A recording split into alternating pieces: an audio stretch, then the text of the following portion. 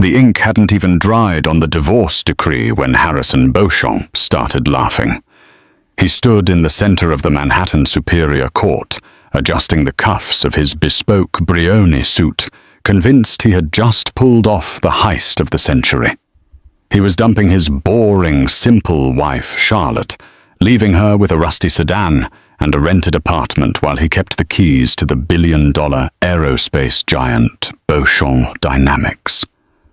Or so he thought. He didn't know that the woman sitting quietly across from him wasn't trembling with grief. She was checking her watch. Harrison thought he was the king, casting out a peasant. He had no idea he had just handed the queen his crown. The air in courtroom 302 smelled of stale coffee and expensive lies. Outside, the New York rain battered against the heavy glass of the Center Street courthouse, but inside the atmosphere was arid and hostile. Harrison Beauchamp sat with his legs sprawled, occupying as much space as physically possible. He tapped his fountain pen, a Mont Blanc limited edition, against the mahogany table. A rhythmic click, click, click that echoed like a ticking bomb. Beside him sat Gavin Spector, a divorce attorney so notorious in the Hamptons that he was colloquially known as the Butcher. Across the aisle sat Charlotte. She wore a grey wool cardigan that had seen better days and no makeup. Her hair was pulled back in a severe, unassuming bun. She looked small, defeated. To the casual observer, she was the quintessential discarded wife, the woman who had supported her husband while he climbed the ladder only to be shoved off the moment he reached the roof. "Let's wrap this up, shall we?" Gavin Spector sneered, sliding a thick stack of documents across the table. "My client has a tea time at Liberty National at 3. He's being generous, Charlotte. The settlement includes the Honda, the apartment in Queens, paid up for 6 months, and a lump sum of $50,000. In exchange, you waive all rights to Beauchamp Dynamics, the Tribeca penthouse, the Aspen Lodge, and any future earnings." Harrison smirked, not even looking at her. He was busy texting on his phone. Charlotte knew exactly who he was texting. Vanessa, the 24-year-old PR intern who had been rebranding Harrison's personal life for the last 8 months. "The judge is ready to sign off." Gavin continued, his voice dripping with condescension. "Harrison is doing you a favor. Without a prenup, we could have dragged this out for years, drained your savings, and left you with debt. Sign the papers, Charlotte. Go find a nice librarian job. Disappear." Charlotte looked down at the papers. The text blurred slightly, not from tears, but from the sheer audacity of the clauses. Clause 44B, the plaintiff. Charlotte acknowledges she has no knowledge of nor contribution to the intellectual property of Beauchamp Dynamics. It was insulting. It was cruel. Is there a problem? Harrison finally looked up. His eyes cold and blue, devoid of the warmth she remembered from 10 years ago when they were both eating instant noodles in a basement in Brooklyn. "Just sign it, Char. Don't make a scene. You know you're not built for a fight. You're soft." "Soft?" Charlotte repeated, her voice barely a whisper. "Exactly. Soft. You like baking. You like gardening. You don't like litigation. Sign it, take the 50 grand and buy yourself some, I don't know, yarn." Harrison chuckled, and Gavin joined in a shark-like grin spreading across his face. Charlotte picked up the pen. Her hand didn't shake. The judge, the Honorable Silas Weatherby, looked over his spectacles. "Mrs. Beauchamp, do you understand the document you are signing? This is a complete severance of assets. You are walking away from a multi-billion-dollar marital estate." "I understand, Your Honor," Charlotte said, her voice steady. "And you are satisfied with the $50,000. Judge Weatherby asked, a frown of disbelief creasing his forehead. Even he seemed disgusted by Harrison's greed. I am satisfied that this document ends my marriage to Mr. Beauchamp, Charlotte said carefully, and that it legally separates our financial identities completely, effective immediately. Great, she gets it, Harrison snapped. Sign. Charlotte pressed the pen to the paper. The scratch of the nib was the only sound in the room. Charlotte A. Kensington. She didn't use his last name. She used hers. Done, she said, sliding the papers back. Harrison snatched them up as if they were made of gold. He stood up, buttoning his jacket. Finally. God, that was exhausting. He turned to Gavin. Send the wire to her account. Let's get out of here. Vanessa is waiting at Le Bernardin. He didn't say goodbye. He didn't look back. He marched out of the courtroom, the heavy doors swinging shut behind him, with a final booming thud. Charlotte remained seated. Mrs. Kensington, the judge asked gently, you are free to go. Charlotte slowly reached into her oversized, worn-out tote bag. She pulled out a sleek black iPad and a phone that was definitely not the cracked model she had been using in front of Harrison. She tapped the screen, her posture shifting instantly. The slump in her shoulders vanished, her chin lifted. The soft housewife was gone, replaced by something entirely different. Thank you, Your Honor, she said, her tone crisp and authoritative. I just needed to wait until the time stamp on the divorce decree was official. She dialed a number on her phone. It's done. He signed the waiver of interest in my external assets to protect his own company. Yes, trigger the clause, initiate the merger, and tell the board of directors at Beauchamp Dynamics I'll be leading the meeting tomorrow morning. She stood up, smoothing her skirt. I'm sorry. Judge Weatherby stammered, baffled. Did you say? You're leading the meeting? Charlotte turned back, a ghost of a smile playing on her lips. Harrison thought he was protecting his company from me, Your Honor. He didn't realize that his company has been insolvent for 3 years. The only reason it's still running is because it's being funded by a private equity firm called Helios Capital. And, Charlotte slung her bag over her shoulder. I am Helios Capital. To understand the magnitude of the trap Charlotte had just sprung, one had to look back 3 years. Harrison hadn't always been a monster. When they met, he was a brilliant but disorganized engineer, and she was a quiet math prodigy working as an actuary. They built Beauchamp Dynamics together. He was the face, the charisma, the salesman. She was the backbone. She handled the books, the strategy, the logistics. But she stayed in the shadows, preferring anonymity. Then came the fame, the cover of Forbes, the invitations to Davos. Harrison began to believe his own hype. He started listening to the sycophants who told him he was a god, and that his wife was just dead weight, dragging down his image. 3 years ago, Beauchamp Dynamics hit a crisis. Harrison had bet the entire company on a new propulsion engine that failed safety tests. The stock plummeted. The banks came calling. Bankruptcy was days away. Harrison had come home that night, drunk and weeping. It's over, Shah. I've lost it all.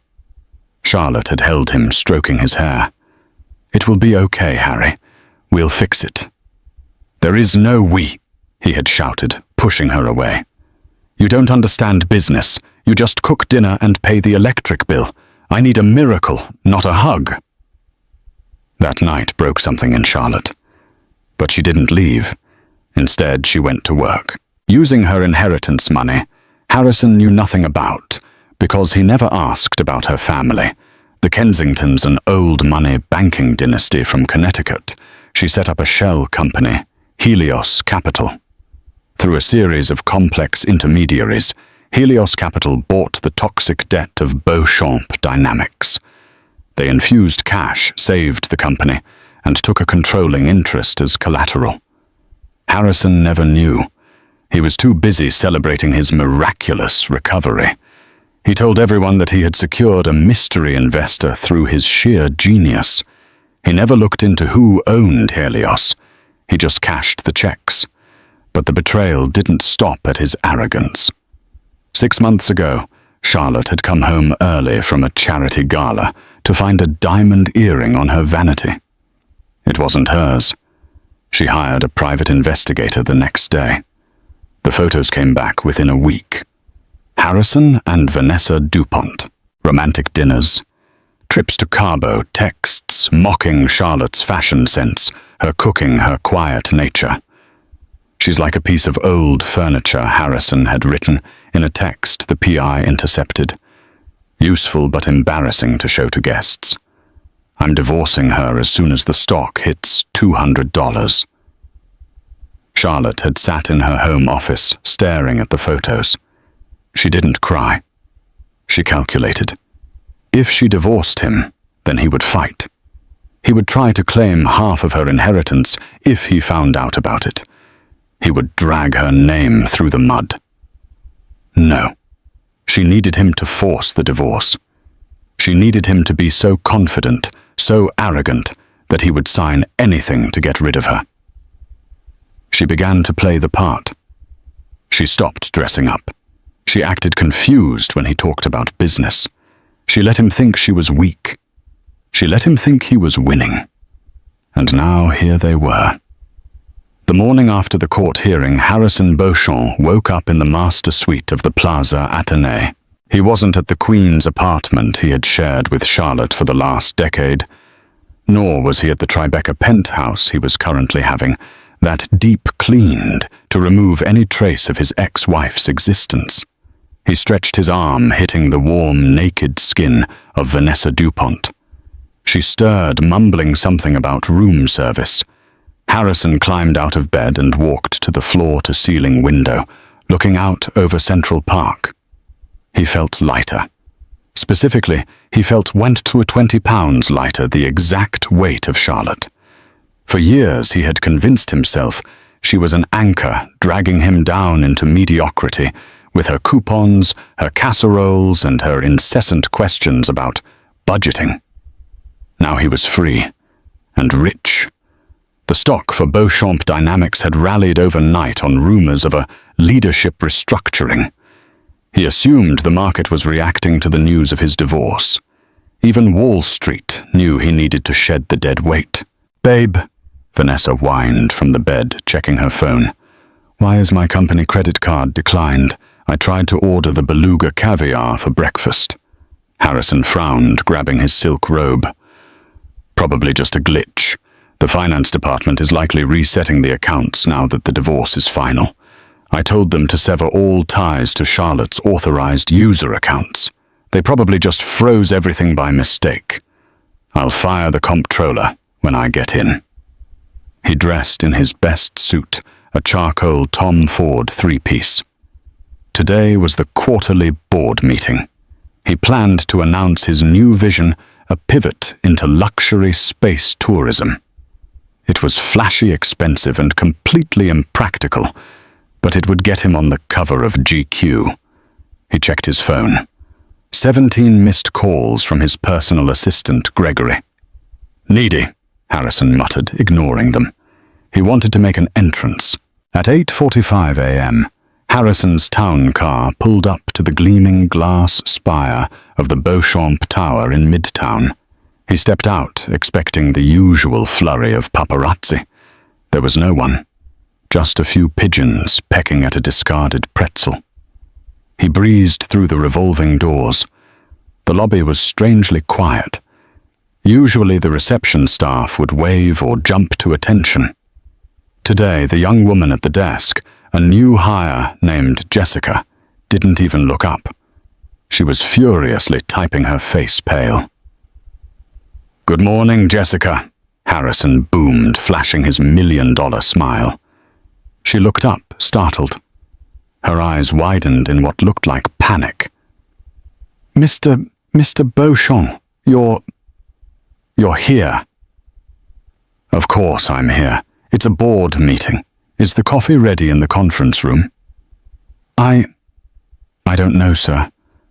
I was told that—" She trailed off, her phone ringing. She answered it immediately, turning her back to him. "Rude," Harrison huffed. He walked to the private executive elevator and pressed his thumb against the biometric scanner. Access denied. A red light flashed. He frowned and pressed it again. Harder. Access denied. Contact security. "Piece of junk," he muttered. He looked around. No security guards were in sight. Impatient, he used the guest pass he kept in his wallet, for emergencies, a master keycard. He swiped it. The doors slid open. As the elevator ascended to the 40th floor, Harrison checked his reflection in the mirrored walls. He fixed his tie. He rehearsed his opening line. "Gentlemen, the anchor is cut. The ship is ready to fly." The elevator dinged. The doors opened to the executive floor. But something was wrong. The usual buzz of the floor, the phones ringing, the junior analysts running around with binders, was gone. The open plan office was populated, but everyone was standing still. They were huddled in clusters, whispering. As Harrison stepped out, the whispering stopped. 50 heads turned to look at him. They didn't look at him with reverence. They looked at him with something resembling pity and fear. "Get back to work," Harrison barked, clapping his hands. "What is this, a social club?" Nobody moved. Gregory, his assistant, came running out of his office. The man looked like he was about to vomit. He was sweating profusely. "Mr. Beauchamp, I tried to call you. You shouldn't be here." "What are you talking about, Gregory? I'm the CEO. I have a board meeting in 10 minutes. "Sir, please," Gregory hissed, grabbing Harrison's elbow and trying to steer him back toward the elevator. "You don't understand. The board meeting, it started an hour ago, and she is in there." Harrison stopped dead. "Who is in there?" Gregory's lip quivered.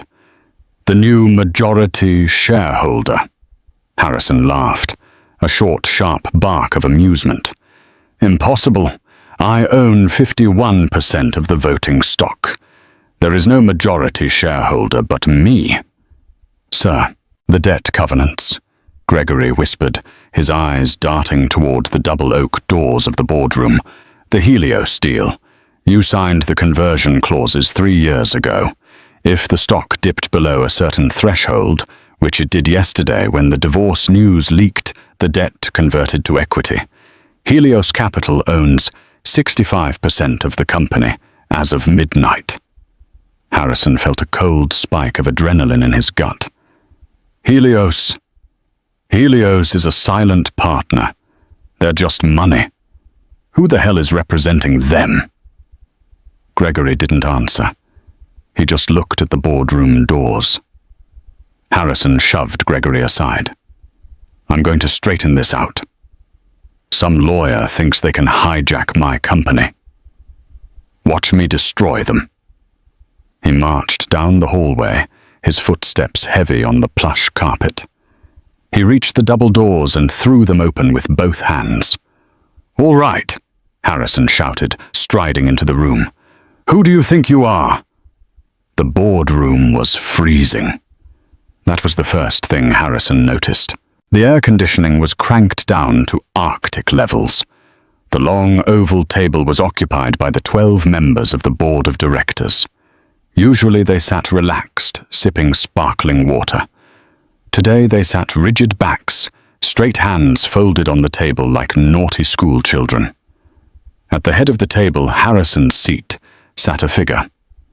The chair was turned away from the door, facing the window that overlooked the Manhattan skyline. All Harrison could see was the back of a high executive chair and a hand resting on the armrest. A hand with manicured nails, painted a deep blood red. "I asked a question," Harrison demanded, his voice echoing in the silent room. "Who is sitting in my chair?" The chair slowly swiveled around. Harrison's mouth opened, but no sound came out. His brain tried to process the image, but it jammed like a computer trying to run a program that didn't exist. It was Charlotte. But it wasn't the Charlotte he had divorced yesterday. Gone was the messy bun. Her hair was a sleek curtain of liquid gold, cut in a sharp, asymmetrical bob that screamed power. Gone was the grey wool cardigan. She wore a tailored white suit that cost more than Harrison's car, a structure of sharp shoulders and clean lines that made her look like a modern-day Joan of Arc ready for war.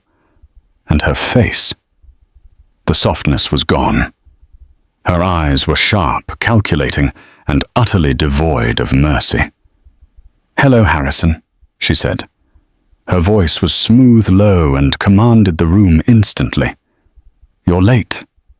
"Charlotte," Harrison choked out. He looked at the other board members. "Is this a joke?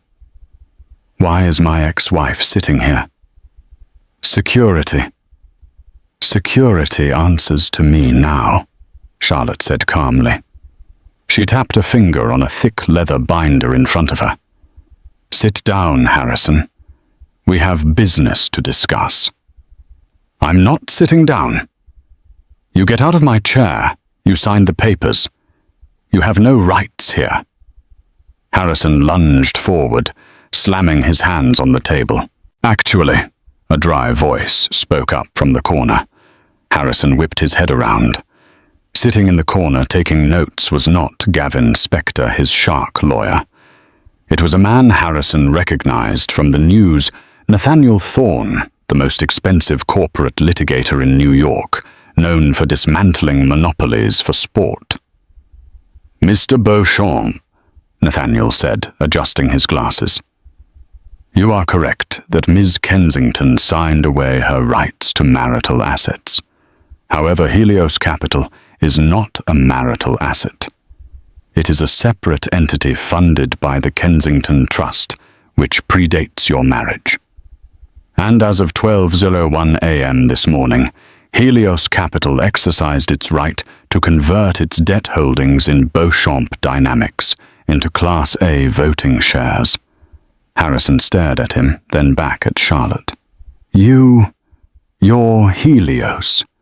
I am the managing director and sole beneficiary of Helios Capital." Charlotte said, her voice ice cold. "I bought your debt 3 years ago, Harrison. When you were crying on the floor because you bankrupted the company with that failed thruster engine, I saved you. I bailed you out." "You..." Harrison's face turned purple. "You tricked me.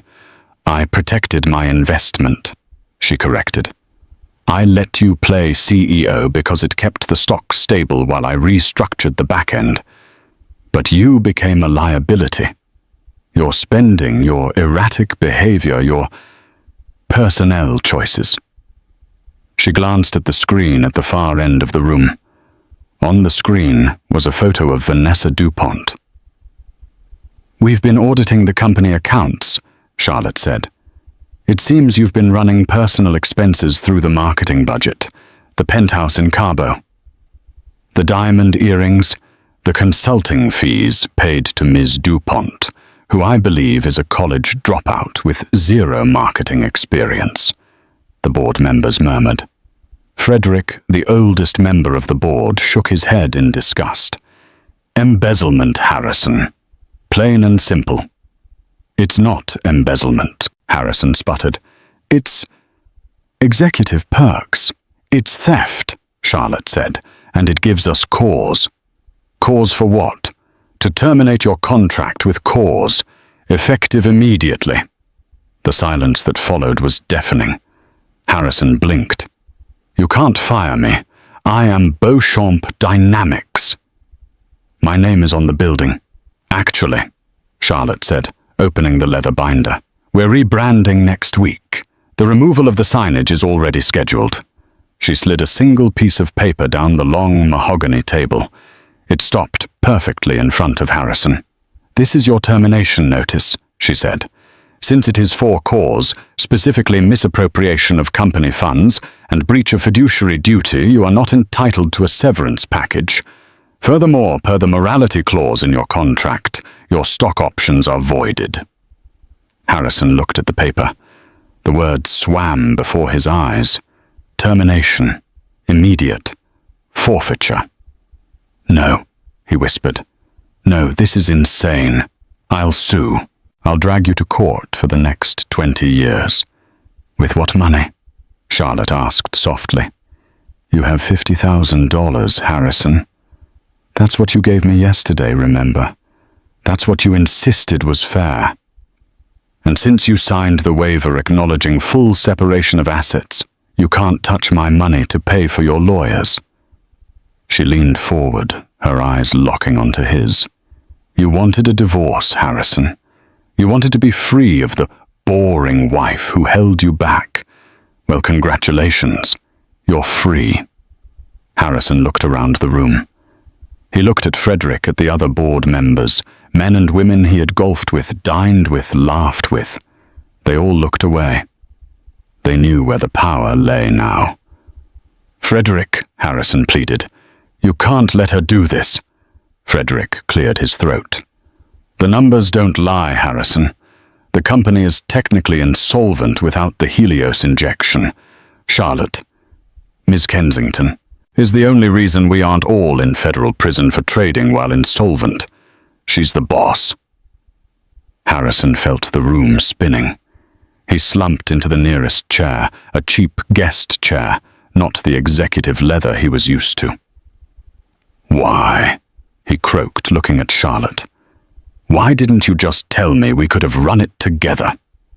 Charlotte's expression didn't change, but her eyes darkened. "Because you didn't want a partner, Harrison. You wanted a fan. And when I stopped clapping, you replaced me." She stood up. The movement was graceful and final. "Get him out of here." The humiliation inside the boardroom was private. What happened next was public. Two large security guards men Harrison didn't recognize clearly, new hires brought in by Charlotte, stepped forward. "Mr. Beauchamp," one said, his voice flat. "Please hand over your badge, your phone, and your laptop." "My phone." Harrison clutched his pocket. "That's my personal phone. The bill is paid by the corporation," Charlotte noted, not even looking up from her papers. "It's company property. Hand it over. We need to preserve the evidence of the texts regarding the unauthorized transfers to Ms. DuPont." Shaking with rage, Harrison slammed his phone onto the table. He threw his badge down. "Escort him out," Charlotte ordered, "and make sure he doesn't stop at his office. Everything in there is now evidence in the pending forensic audit." Harrison was marched out of the boardroom. The employees on the executive floor were no longer pretending to work. They were standing watching. Some were recording with their phones. The walk to the elevator felt like a mile. Harrison kept his head high, trying to maintain some shred of dignity, but his face was burning. When the elevator doors opened in the lobby, the scene had changed. The press had arrived. Someone had tipped them off. Likely Charlotte's team. A sea of cameras and microphones awaited him outside the revolving doors. As the security guards pushed him out onto the sidewalk of 6th Avenue, the questions exploded like flashbangs. "Mr. Beauchamp, is it true you've been fired for embezzlement? Harrison is Vanessa DuPont being investigated for fraud. Mr. Beauchamp, comment on Charlotte Kensington taking over as CEO.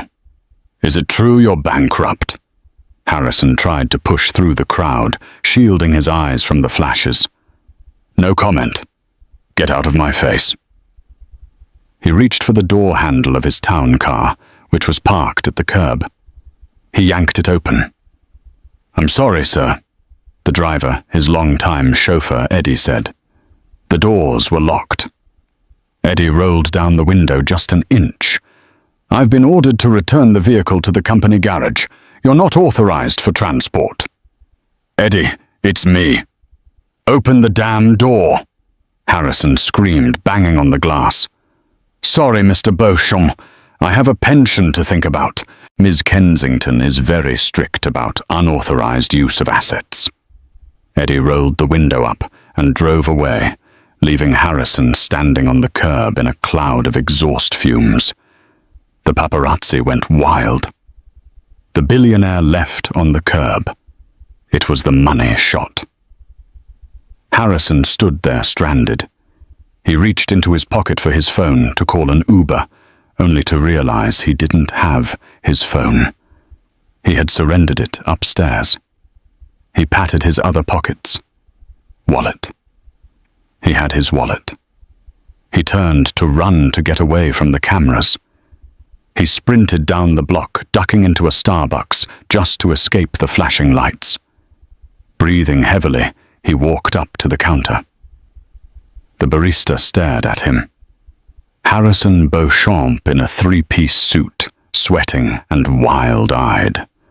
Coffee, Harrison gasped. Black. That'll be $3.50, the barista said. Harrison pulled out his black Amex, the card that had no limit, the card made of titanium. He swiped it. Beep. Declined. He swiped it again. Beep. Declined. Try this one, he said, pulling out a Visa. Declined. Sir, it says, card reported stolen. The barista said awkwardly. Harrison froze. Charlotte. She had cancelled the joint cards, but the personal ones. The bank must have frozen everything pending the fraud investigation she mentioned. He looked in his wallet. He had no cash. He never carried cash. Rich people didn't need cash. Harrison looked at the line of people behind him. They were staring. Someone whispered, Hey, isn't that the guy from the news? The one who cheated on his wife? Harrison turned and ran out of the shop. He had no car, no phone, no access to money. And he was 50 blocks from the apartment Charlotte had been living in, which was technically the only place he had keys to, if she hadn't changed the locks yet. He began to walk. It started to rain. Harrison Beauchamp, former titan of industry, walked 40 blocks in a torrential downpour to Hudson Yards. His $5,000 suit was ruined, plastered to his skin. His Italian leather shoes squelched with every step. People on the street steered clear of him, this muttering, soaking wet man with the wild look in his eyes. He headed not for his penthouse, which was currently a crime scene being tossed by forensic accountants, but to the gleaming glass tower where Vanessa lived in an apartment he paid for naturally. He needed a phone. He needed dry clothes. He needed a stiff drink and someone to tell him that Charlotte was crazy, that this was all a misunderstanding, and that he was still the king. He managed to slip past the doorman by tailgating a delivery driver. He rode the elevator to the 55th floor, shivering uncontrollably. He banged on Vanessa's door. It took a long time for her to open it. When she did, she wasn't wearing the silk lingerie he usually found her in. She was dressed in jeans and a sweater, surrounded by half-packed Louis Vuitton suitcases. Harrison. She looked at him like he was a drowned rat that had crawled out of the sewer. Jesus, look at you. You're soaking my floor. Let me in, Ness. It's been a hell of a morning. He pushed past her into the apartment. It smelled of expensive candles and panic. I need your phone. Mine was seized. Charlotte is pulling some kind of insane, hostile takeover stunt. She froze the accounts temporarily. Vanessa didn't move to get her phone. She stood in the middle of the living room, arms crossed over her chest. It's not temporary, is it, Harrison? Her voice was shrill, stripped of the baby doll coo she usually used with him. What are you talking about? Of course it is. I'll have this fixed by Monday. I just need to call Gavin. I saw the news. She cut him off, holding up her iPhone.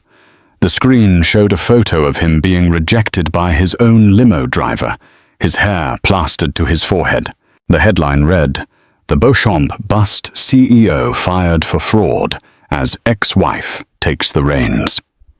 "They're saying you embezzled millions to pay for all this." She waved a hand around the apartment. "They're saying you're broke. Worse than broke, you're facing indictment." Harrison felt a wave of nausea. "Ness, baby, listen to me. It's complicated corporate maneuvering. Charlotte is vindictive. I have money buried elsewhere. We'll go to Cabo. We'll ride this out." "With what?" she snapped. "My card got declined at Sephora an hour ago. My card, Harrison. The one you said had an unlimited limit. Do you know how embarrassing that was?" Harrison stared at her. He was dripping water onto her Persian rug. His life was collapsing. He was facing prison time, and she was worried about getting declined at a makeup store. "Vanessa, I need help. I need a place to stay tonight. The penthouse is locked down." She laughed. It was a cruel, ugly sound. "Here, are you kidding me? The landlord was just here. Apparently the lease is in the company name. Charlotte's company name now. I have 48 hours to vacate before they change the locks. I'm packing." "Where are you going?" "My sister's in Jersey, until I figure out my next move." She looked him up and down, her lip curling in disgust. "And my next move definitely doesn't involve a broke felon." "But I thought you loved me. You said Charlotte was dragging me down, that we were soulmates." "I loved the lifestyle, Harrison. I loved the private jets and the black cards. I didn't sign up for this." She gestured at his soggy, pathetic form. "You're nobody now. Actually, you're worse than nobody. You're a liability. If they're investigating you for fraud, they might come after me for receiving stolen goods or whatever. You need to leave." "Vanessa, get out!" she screamed, grabbing one of the wet shoulders of his jacket and shoving him toward the door. "Get out before I call the cops and tell them an intruder is harassing me." She slammed the heavy door in his face. He heard the deadbolt slide home. Harrison leaned his forehead against the wood. He was colder now than he had been outside. He realized with a sickening clarity that Charlotte hadn't just taken his company. She had stripped away the illusion of his entire life. The respect, the fear, the love, none of it had been real. It had all been bought with money that wasn't even really his. He turned away from the door and walked back toward the elevator, trailing water and dignity with every step. He had nowhere to go but down. The faucet in the kitchen was dripping. Drip. Pause. Drip. To Harrison Beauchamp, a man who had spent the last 5 years acclimated to the silent, pressurized hum of HVAC systems in penthouse suites and the sound-proofed cabins of Gulfstream jets, the noise was maddening. It was a rhythmic, watery hammer striking the center of his forehead. He lay on the beige microfiber sofa, a relic from a life he thought he had incinerated years ago, staring at a water stain on the ceiling that looked suspiciously like a map of Venezuela. The apartment unit 3B of the crumbling brick walk-up in Astoria, Queens, smelled exactly as he remembered, a cocktail of boiled cabbage from the neighbor's unit, lemon-scented floor wax, and the damp metallic tang of old copper pipes. It had been 72 hours since Vanessa had shoved him out of the Hudson Yards apartment. 72 hours since his credit cards had turned into useless rectangles of plastic. 72 hours since he had become the most infamous pariah in New York City. Harrison hadn't eaten a real meal in 2 days. His stomach churned with a mixture of hunger and bile. He had scavenged a box of stale saltine crackers from the back of the pantry crackers that might have been there since 2015 and washed them down with lukewarm tap water. He didn't dare go outside. The paparazzi were gone. Now, having realized he wasn't at the Ritz or the Hamptons, but he was terrified of being recognized by a regular person. The shame was a physical weight pressing him into the lumpy cushions. He closed his eyes, trying to summon the feeling of his bespoke Brioni suit, the weight of his Patek Philippe watch. But all he could feel was the scratchy cotton of the stained t-shirt he had found in a vacuum-sealed bag in the closet, and the phantom sensation of handcuffs. The silence of the apartment was suddenly shattered by 3 sharp raps on the door. Harrison froze. His heart hammered against his ribs like a trapped bird. The feds. It had to be. They had frozen the assets. Now they were coming for the body. He considered not answering, playing dead. But if they had a warrant, they would just kick the door down. He swung his legs off the couch, his joints stiff. He ran a hand through his greasy, unkempt hair and walked to the door. He took a breath, trying to summon the ghost of his CEO voice, the baritone that used to command boardrooms. "Who is it?" he called out, his voice cracking humiliatingly. "Open the door, Harrison." The voice wasn't deep and gravelly like an FBI agent's. It was cool, melodic, and terrifyingly familiar. Harrison unlocked the deadbolt and the chain. He pulled the door open. Charlotte stood in the hallway. The contrast was violent. The hallway was dim, illuminated by a flickering fluorescent tube that buzzed like a dying insect. The walls were painted a peeling institutional yellow. And there, standing on the cracked linoleum, was an avatar of pure, unadulterated wealth. She was wearing a cream-colored cashmere coat that Harrison recognized as a Loro Piana, cinched at the waist to highlight a figure he had ignored for years. Underneath, he glimpsed a structured navy dress. She wore oversized tortoiseshell sunglasses, which she slowly removed as she looked at him. Her eyes didn't hold anger. They didn't hold pity. They held the clinical, detached curiosity of a scientist observing a specimen in a jar. "May I come in?" she asked. It wasn't really a question. Harrison stepped back, the fight draining out of him. "It's your apartment, technically." "Technically," she corrected as she stepped over the threshold. "It's yours, as of this morning." She walked into the small living room. The click of her Louboutin heels on the cheap laminate flooring sounded like gunshots.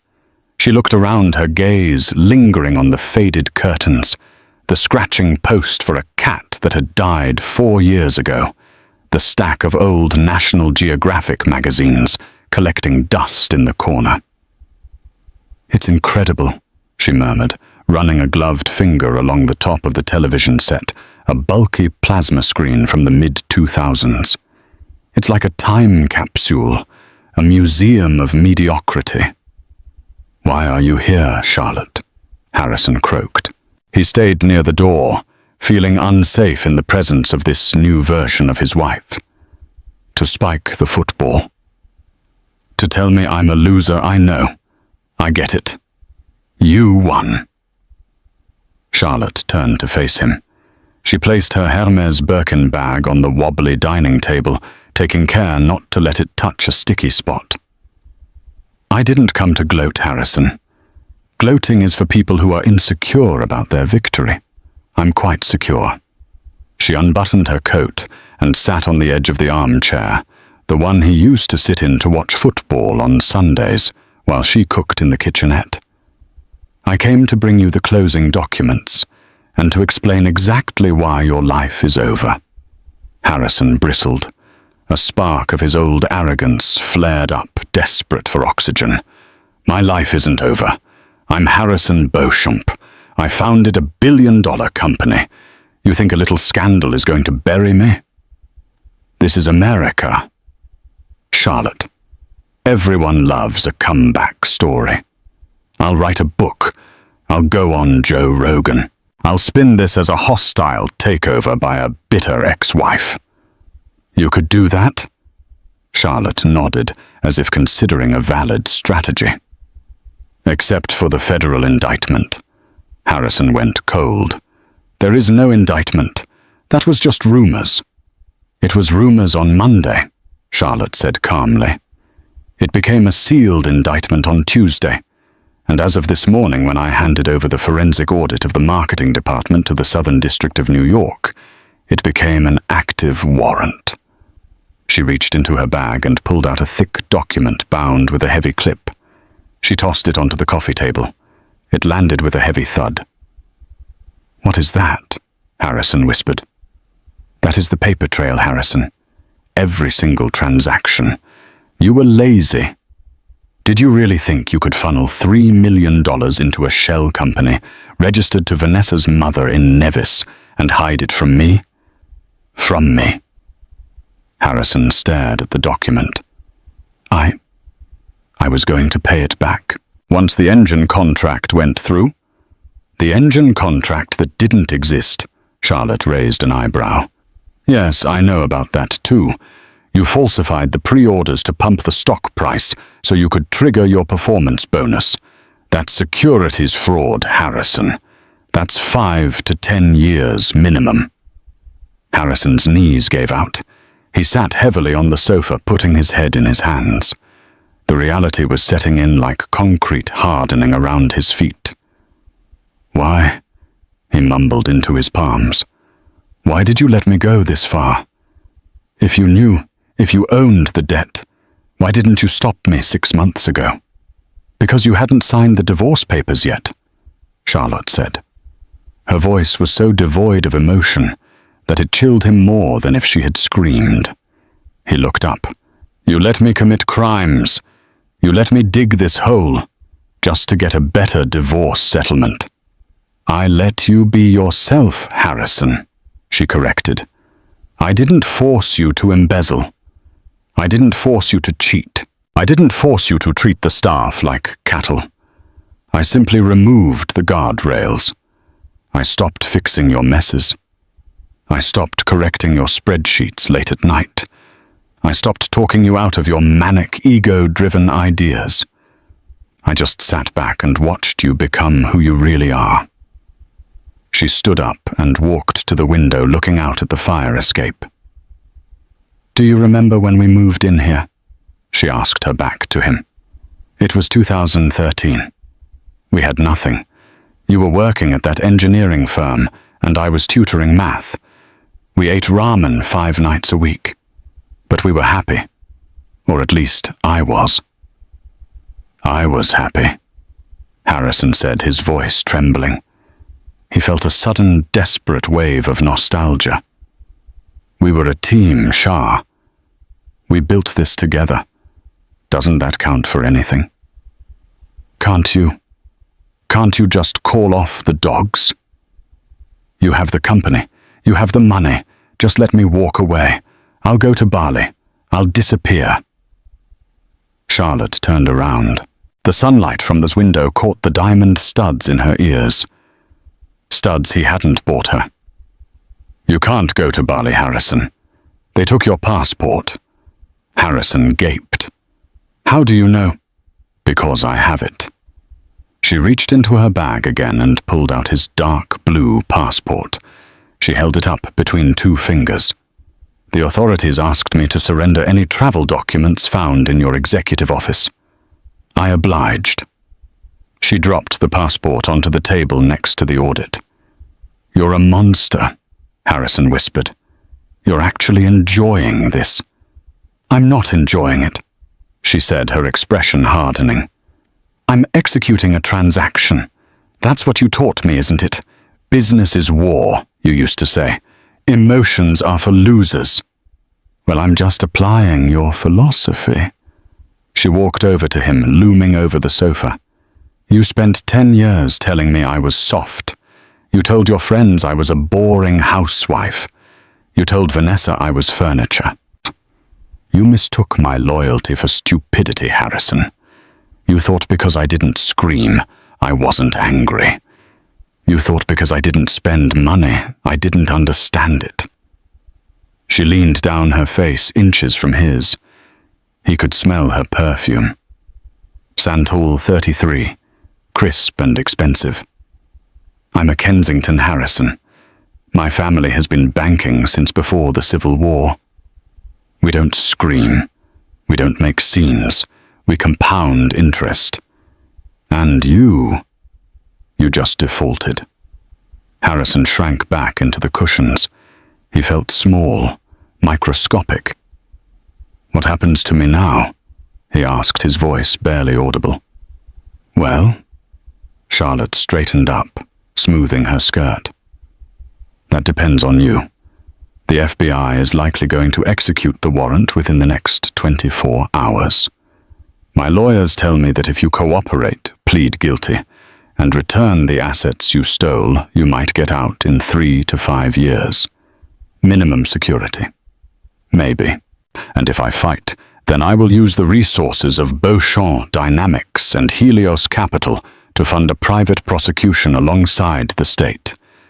We will bury you in litigation until you are 80 years old. Harrison stared at the floor. The linoleum pattern swirled before his eyes. But, Charlotte said, her tone shifting slightly, becoming almost conversational, I didn't come here just to threaten you. I came to give you a parting gift, something to help you survive the next chapter.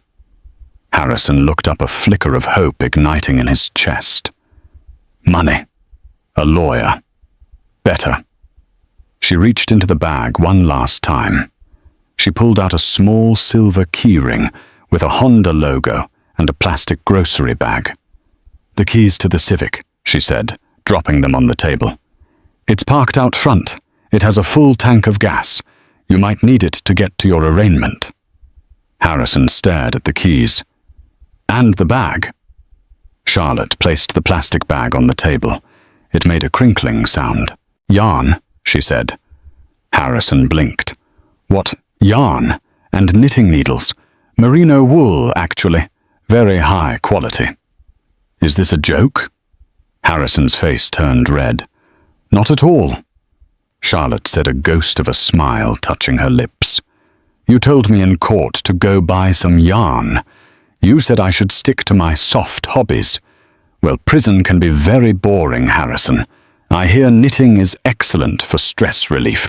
And since you're going to be spending a lot of time in a small confined space with people who might want to hurt you, learning to make something soft might be the only thing that saves your sanity. She checked her watch, a Cartier tank. I have a board meeting at 2. We're discussing the acquisition of a propulsion startup in Seattle. Real technology, not the vaporware you were peddling. She turned and walked toward the door. Charlotte, wait. Harrison scrambled up from the sofa. He stumbled toward her, grabbing her arm. Please, I have nothing. No money, no food. The $50,000. The settlement check. I can't access it. I'm starving, Shah. Charlotte looked down at his hand on her cashmere coat. She didn't pull away violently. She just looked at his hand with such intense distaste that he let go as if he'd been burned. The $50,000 transfer failed because the funds were drawn from a frozen account, she explained. However, I am not a cruel woman. She reached into her coat pocket and pulled out a crisp $20 bill. She tucked it into the breast pocket of his stained t-shirt. There's a bodega on the corner. They make a decent chopped cheese sandwich. It should tide you over until booking. $20. Harrison stared at her, tears of humiliation welling in his eyes. I gave you the world, Charlotte. You gave me anxiety, she corrected, and a mortgage, and a fake life. She opened the door. The hallway air rushed in, smelling of boiled cabbage. Goodbye, Harrison. Don't worry about the rent for this place. I paid it up for 6 months. After that, well, you'll be the state's problem. Shah, he pleaded one last time. Who are you? She paused in the doorway, her silhouette framed by the flickering hallway light. She looked back at him, and for a second he saw the woman he had married. The woman who had held his hand when his mother died, the woman who had believed in him when no one else did. But that woman was trapped behind a wall of ice. "I'm the majority shareholder," she said. And then she closed the door. Harrison stood in the silence. Click. The lock engaged. He was alone. He walked slowly back to the coffee table. He looked at the indictment. United States vs. Harrison Beauchamp. He looked at the passport he couldn't use. He looked at the keys to a 10-year-old Honda Civic. And then he looked at the yarn. 2 skeins of soft grey wool. He picked up the $20 bill. It felt crisp, real. It was the only liquid asset he had in the world.